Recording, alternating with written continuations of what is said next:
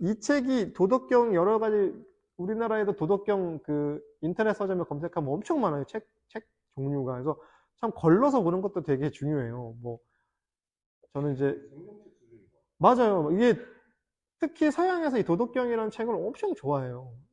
그 영어나 이렇게 뭐 독일어나 번역된 것도 꽤 많고, 뭐 전에도 얘기했지만 제가 좋아하는 켄 윌버라고 하는 그 심리학자도 도덕경을 학창 시절에 읽어보고 이런 동양이나 이런 거에 대한 관심이 눈을 떴다고 하더라고요.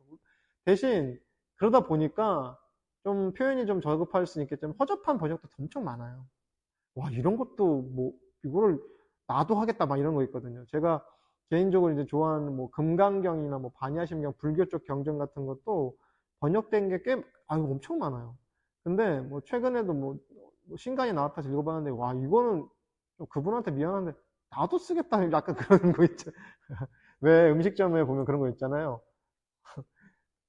속 터져서 내가 차린 집 이런 거 있잖아요. 약간 그런 느낌.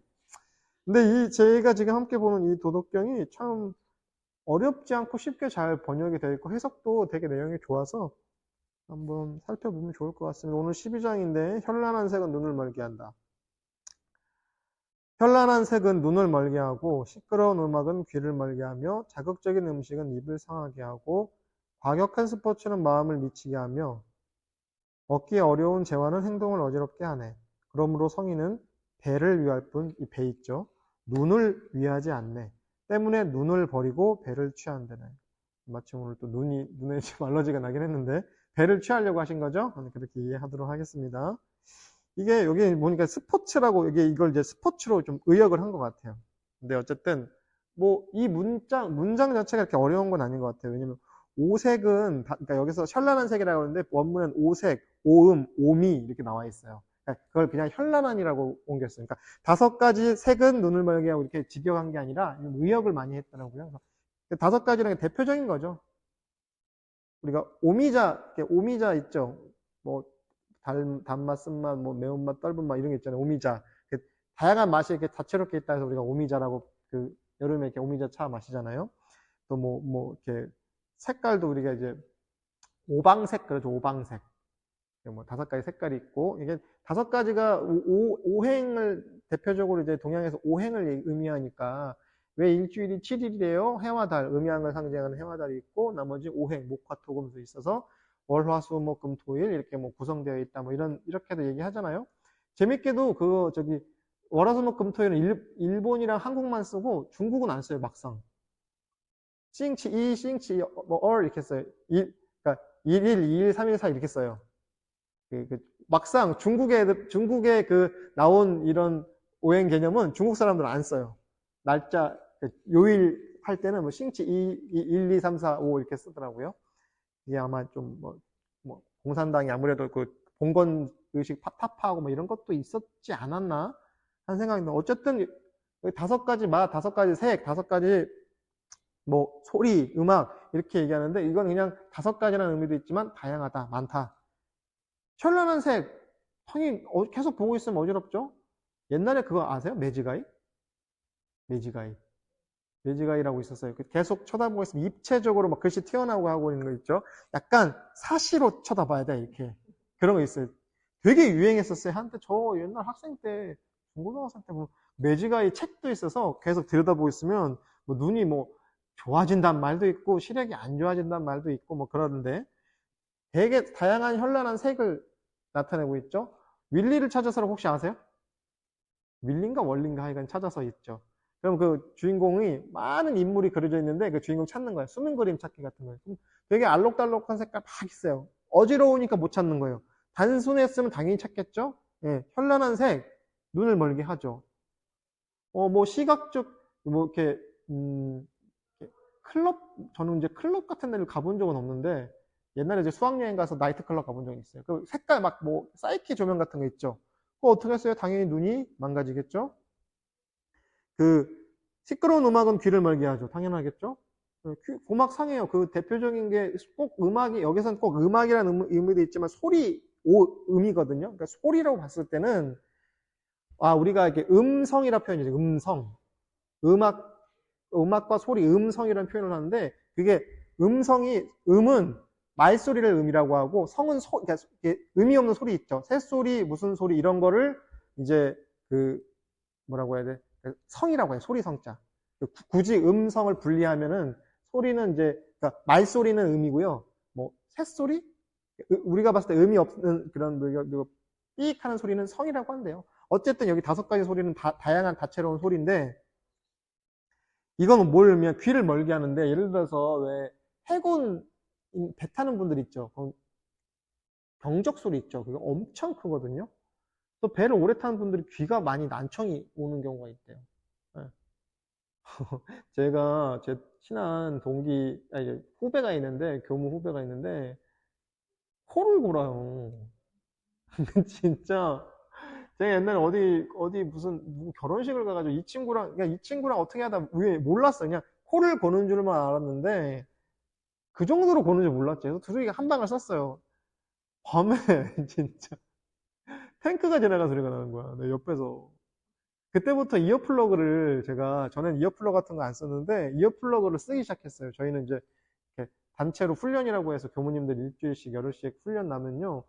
가끔 이제 코 고는 교무님 계시거든요. 덜 들리죠? 아예 안 들리는 거 아니에요. 이어플러그 같은, 그러니까 덜 들려. 그러니까 이걸 챙기게 돼요. 왜? 진짜 귀가 멀겠거든. 이 시끄러운 소리를 비유를 한다면은.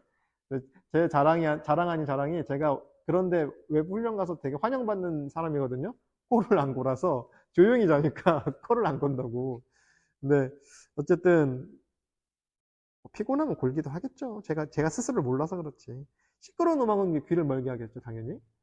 과격한 스포츠, 여긴 스포츠라고 하는데, 이걸 스포츠를, 여기서는 치빙, 전렵, 그런 얘기 들어보세요.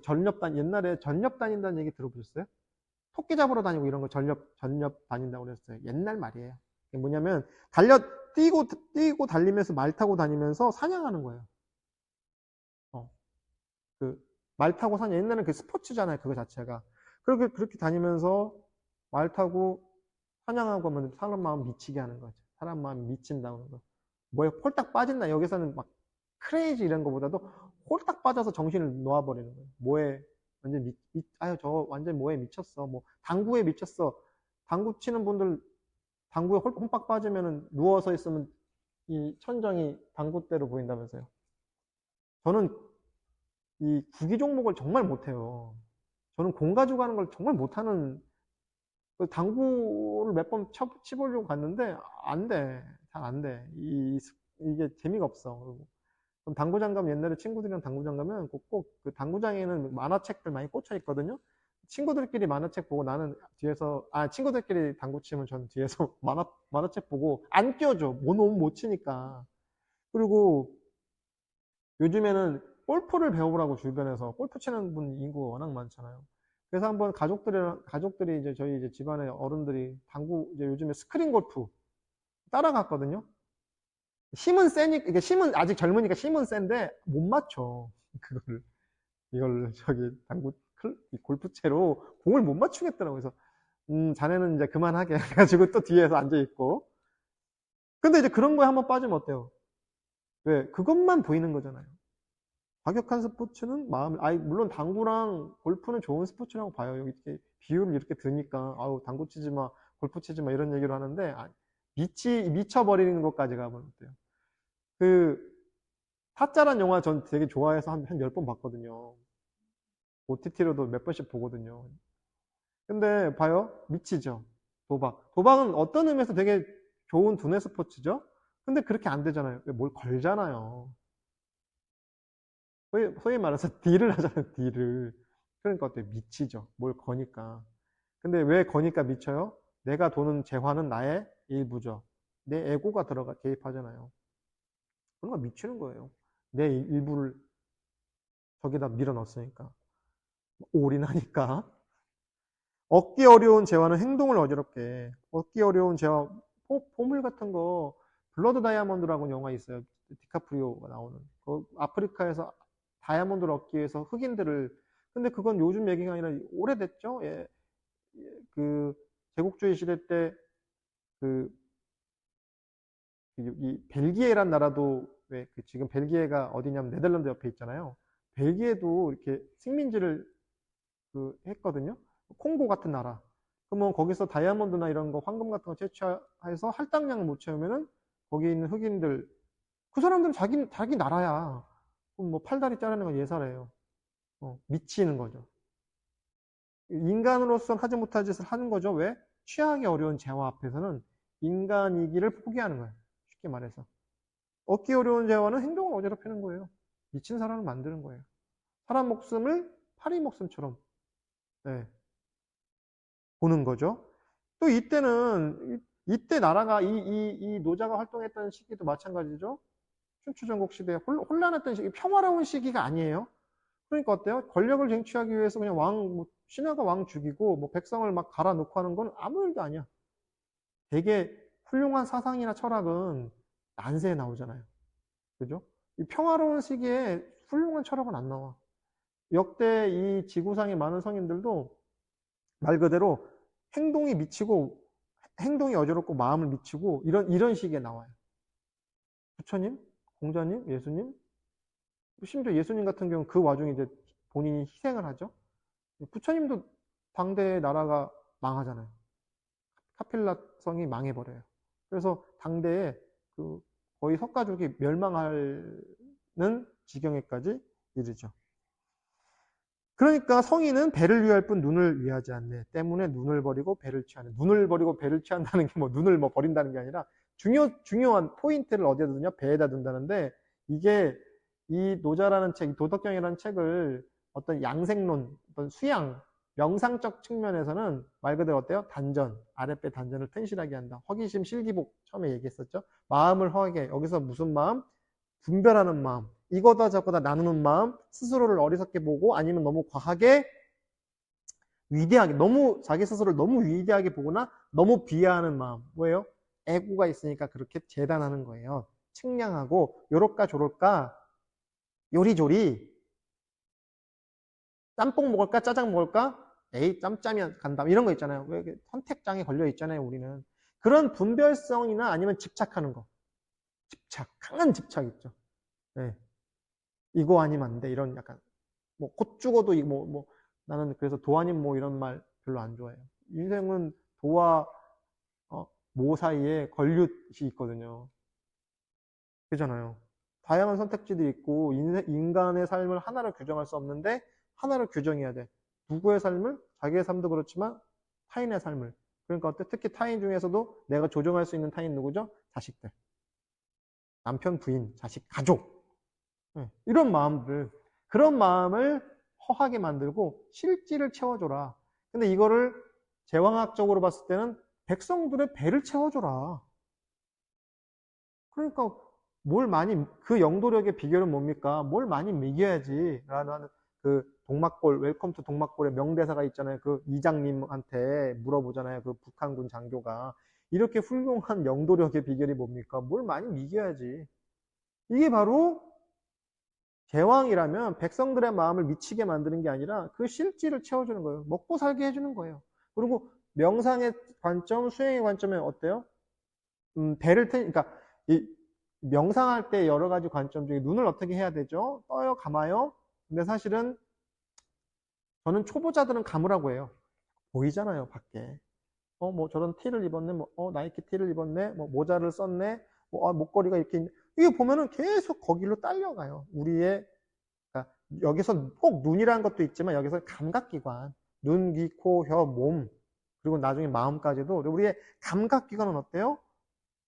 재밌는 영상 보고 싶고 좋은 음악 듣고 싶고 저는 주말에 뉴진스의 ETA라는 신곡을 한 50번 들은 것 같아요. 계속 질릴 때까지. 그래 어때요? 계속 그것만 돌리면 어때요? 그 생각만 계속 나요?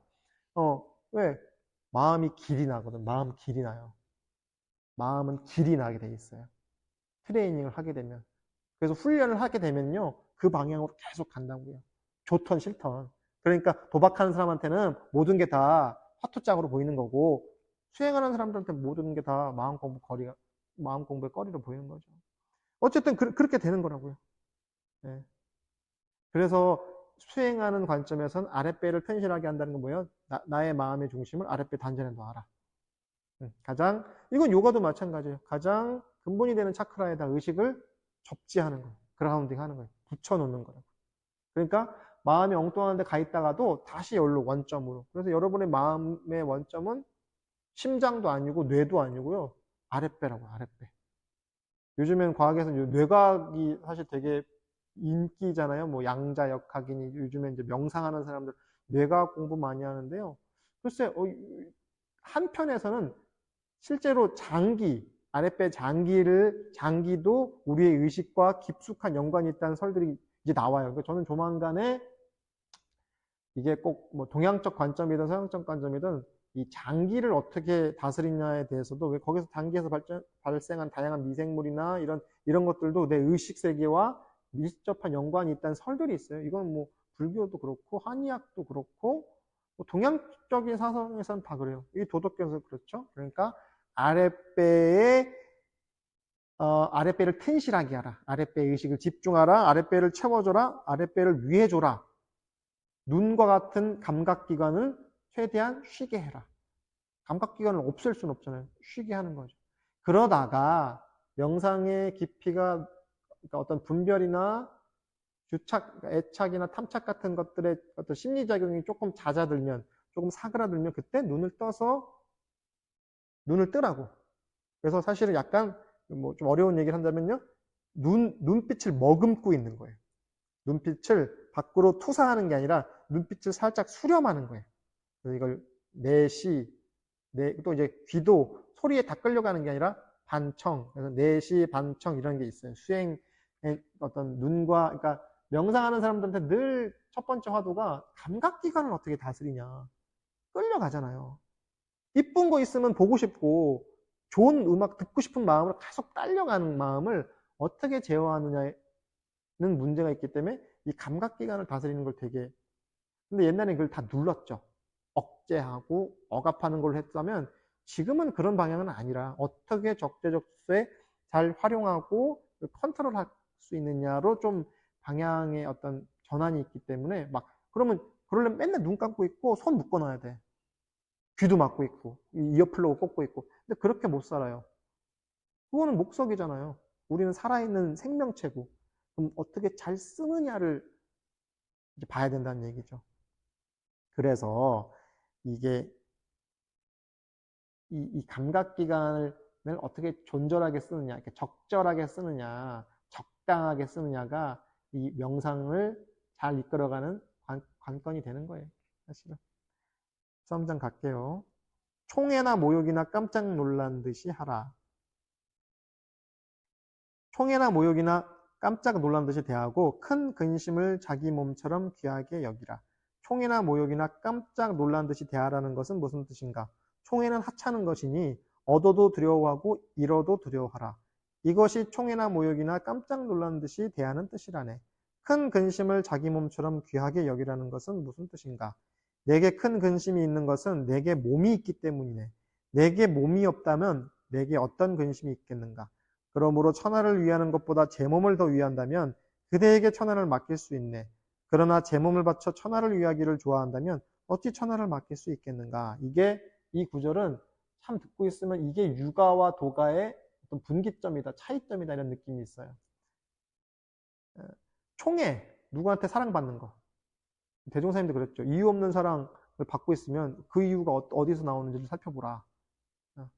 이유 없는 사랑은 없거든요. 총애를 받는 것, 누군가의 총애를 받아 보셨어요? 그런 경험이 좀 있어요? 누군가의 총애를 받는 건 두려운 일인 거예요.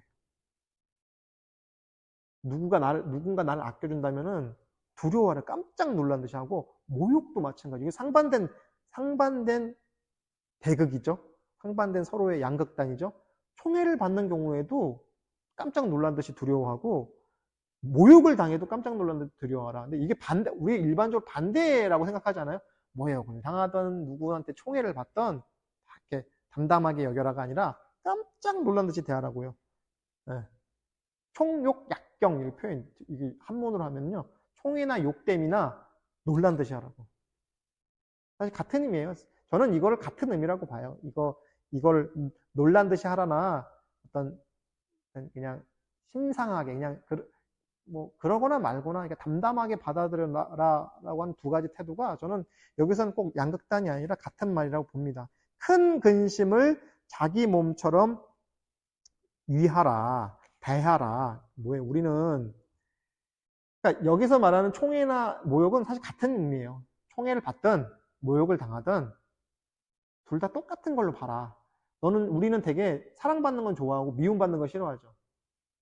안 그래요? 다들 누가 나 좋다고 하면 기분 좋고 괜히 지나가는 말로라도 안 좋은 얘기 한 번 하면 얼마나 마음 며칠 한 3, 4일 가지 않아요? 저는 요즘은 조금 한편 덜해지긴 했는데 되게 자존심이 옛날에는 되게 센 편이었다고 해석이 되어서 되게 며칠 갔어요. 욕먹는 거 며칠씩 갔어요. 근데 두 개 다 사실은요 똑같은 거예요. 왜? 요즘에 그 정치 얘기하는 건 좀 민감하긴 한데 저는 정치하는 사람들 요즘 보면은 저 사람들이 당장 내일이 어떻게 될 줄 알고 저럴까. 누군가의 총애를 받기 위해서, 권력자의 총애를 받기 위해서, 자기의 상관의 총애를 받기 위해서 저렇게 모든 걸 다 그냥 뭐 1년 전에 했던 말도 다 뒤집고 신념 같은 것도 없고 찬반을 떠나서 어떤 사안에 대해서 찬성할 수도 있고 반대할 수도 있는데 와 저렇게 누군가의 선택을 받기 위해서 누군가의 총애를 받기 위해서 저렇게 1년도 안 되는 의견을 저렇게 뒤집을 수 있을까라는 생각에 나는 정치는 못하겠다. 이 얼굴이 두껍지가 않아서 그런 생각이 듭니다. 총애는 하찮은 것이다 이렇게 나와요. 얻어도 두려워하고 잃어도 두려워하라. 이것이 총애나 모욕이나 깜짝 놀란 듯이 대하라는 뜻이네. 이거는 사실은 그 사람들이 우리가 누구한테 총애받는다, 특히 나보다 윗사람들한테 총애받는 걸 되게 명예롭게 생각한다 그러는데요. 그건 나중에 모욕이 되겠죠? 시간이 지나면 불과 며칠 만에도 뒤집힐 수 있어요. 내가 얻었던 모든 사랑이나 명예 같은 게 어느 순간에 진짜 흔적도 없이 사라질 수 있어요. 그래서 노자께서는 공성심태, 공을 이뤘으면 몸을 뒤로 해라. 그래서 제가 초한지 얘기하면서 정말 한나라를 건국한 3대 어떤 그 위인이 있어요. 소하, 장량, 한신. 근데 어때요? 한신은 완전히 집안이 그냥 멸문지화에 이를 정도. 왜? 내가 우리 저기 임금을 도와서 새로운 나라를 세웠으니까 나도 한 자리 계속 해야지. 근데 장량 같은 사람은 나중에 신선처럼 몸을 뒤로 뺐다. 뭐 이런 얘기가 그때도 회자가 됐던 거죠. 큰 근심을 자기 몸처럼 귀하게 여기라는 것은 무슨 뜻인가? 근심이 있으면 자기 몸처럼 생각하래요. 근심을. 여기서 뭐라고 해석하냐면 근심이 왜 있어? 내가 몸이 있으니까 그래. 너의 고뇌, 욕망, 어떤 탐진치, 번뇌 어디서 와? 이 몸이 있으니까 있는 거야. 더 나가서 동양에서는 지금 몸과 마음 원래 신이라는 표현을 쓰는데 옛날에는 왜 유교에서도 수신제가 치국평천하 이런 거 들어봤어요? 수신, 몸을 닦고 제가 가정을 편안하게 하고 이렇게 단계로 나아가는데 저 처음에 옛날에 공부할 때 아니 수심이 맞지 않아? 마음을 닦고 가정을 편안하게 해줘야 몸을 닦으라고 그래? 근데 초기에 중국 철학에서는 그냥 몸으로 썼어요. 마음과 몸이 하나기 때문에 그냥 몸, 신. 왜? 몸이 마음을 담고 있잖아요. 그러니까 수신하면 그냥 몸, 마음 따로가 아니라 그냥 하나는 덩어리야. 근데 그런 의미에서 보면요. 네 몸이, 네 에고가 있으니까 근심이 오는 거라고. 내가 지금 갖고 있는 모든 괴로움, 고통, 우울, 불안, 짜증, 각종의 부정적인 감정은 왜? 이 몸뚱이가 있어서 그래요. 몸뚱이가 있으니까. 몸뚱이가 없어지면 사라지나요? 여기서 말하는 몸뚱이는 이 물리적인 몸만 얘기하는 게 아니거든요. 네. 우린 에너지로서의 몸이 더 많이 활용하잖아요. 그렇죠? 제가 지금 이렇게 말하는 에너지, 제가 누굴 쳐다보는 에너지, 머릿속에서 계속 회전하면서 무언가를 말하는 에너지로 동작하잖아요. 지금 계속 제스처를 취하고 있죠? 이런 에너지로서의 몸이 있잖아요. 그게 뭐예요? 이 몸이 있다는 거. 이 에고가 있기 때문에 내 발목을 잡고 있다는 거죠. 천하를 위하는 것보다 제 몸을 더 위한다면 그대에게 천하를 맡길 수 있네. 유교 같으면 이렇게 얘기하겠죠? 너의 몸을 잃더라도 천하를 위해라. 그 중국에 이런 대만에 갔을 땐가? 정확하게 갑자기 기억이 안 나는데 대만의 중국의 근대사에 되게 위대한 인물 중에 하나가 손문이라고 있어요. 우리나라에는 별로 잘 안 알려졌는데 이 손문이라는 인물은 지금 중국 본토에서도 위인이고 대만에서도 위인이에요. 그래서 중국 본토에 손문이 태어난 데도 기념관이 있고 대만에도 손문을 위하는 그 중정기념관이라고 그 손문을 석상으로 이렇게 동상처럼 모셔놓는 데가 있어요. 우리 백범 기념관 가면 백범 선생, 김구 선생 그 상이 있고 미국에도 그 링컨 그 기념관에 동상 모셔져 있듯이 손문이 되게 위인인데 상대적으로 우리나라에는 많이 알려지진 않았는데 그 손문 정확한 기억이 가면은 천하위공이라고 써 있어요. 천하의 공변됨을 위한다는 뜻이거든. 천하 사람들을 위한다는 말이에요. 쉽게 말해서. 그런 생각으로 손문이 청나라를 무너뜨리고 혁명을 일으켰거든요. 신의 혁명을. 근데 이게 상당히 유가적인 관점이죠. 나를 버려서라도 천하의 공을 위하겠다. 천하 사람들을 위해주겠다. 천하의 백성들을 편안하게 하는데 도덕경에서 반대로 얘기하죠. 네 몸부터 위해라. 너 천하를 건지고 싶니? 그럼 네 몸부터 위해. 여기서 위한다는 건 네 몸부터 닦아. 너부터 수양해. 너 세상 사람들을 건지고 싶어? 너부터 먼저 수행해. 모든 것의 시작은 나잖아요. 그러니까 천하의 근심도 이 몸에서 생기는 거고 천하의 백성들을 위해서도 이 몸에서 시작하는 거예요. 그래서 이제 유가적 관점과는 좀 다르죠. 도교의 관점, 도덕교의 관점은 너부터 잘해. 너 얘기하지 말고 너나 잘해. 일단 너부터 챙기고 나서 이웃 사람 챙기는 거야. 그런 사람만이 나중에 천하를 위할 수 있는 거야. 제 한 몸도 얻지 못하는데 어떻게 할 바가 없는데 무슨 천하를 건지나? 성불재중이에요. 그래서 순서가 네 몸부터 성불하고 나서 중생을 건져. 근데 우리 반대로 하죠. 중생부터 건지고 지는 앞가림도 못하면서 아까 잠깐 얘기했지만 정치인들 엄청난 플랜들과 다양한 그 미사옥으로 현혹시켜줘 유권자들을. 근데 자기는 어때요? 수양도 덜 된 사람들 많잖아요. 그런 사람한테 어찌 천하를 맡길 수 있겠는가라고 반문하고 끝나요. 야, 그런 애들한테 어떻게 천하를 맡겨? 그러니까 누누이 강조하죠. 천하를 건지겠다는 사람이 줄어들수록 천하는 편안한 거예요. 이게 도덕경, 노자의 관점이에요. 뭐 소국과민 이런 거 나오잖아요. 그냥 모합가이람이나 잘해. 누구 건지니 구하니 뭐 거대하게 천하 사람들을 하니. 그래서 이 노자와 쌍벽인 장자에 보면요. 장자라는 책은 사실 우화집이거든요.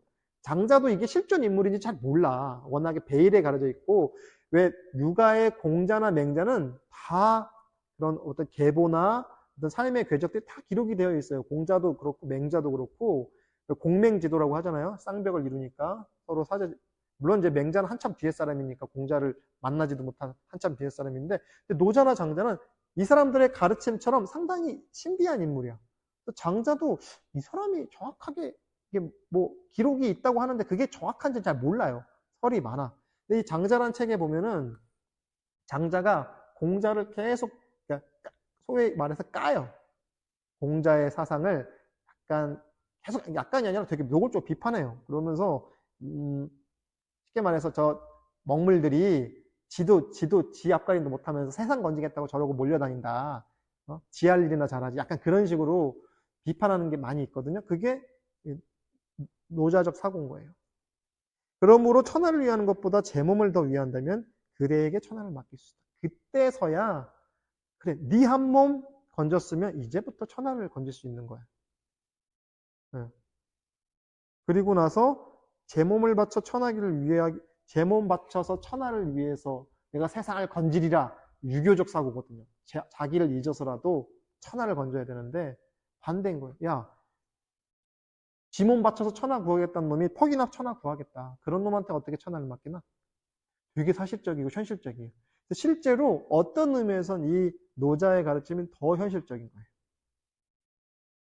물론 도울 김용옥 선생님 같은 경우에는 자기는 이제 이 노자 사상이 주 전공이라 할 수 있는데 실제로 본인은 유교가 더 세상을 건지는 사상이라고 하긴 해요. 당연하죠. 세상을 건지는 사상인데 유교는 치국평천하의 사상이잖아요. 세상을 건지고 천하를 편안하게 하는 사상이기 때문에 그게 방점에 맞춰져 있고, 이 도교 사상, 노자의 사상 같은 경우 어때요? 자기를 더 수양하는 것을 시작점을 두고 있기 때문에 아무래도 두 사상이 좀 어떤 대척점에 있다, 이렇게 이해하면 좋을 것 같아요.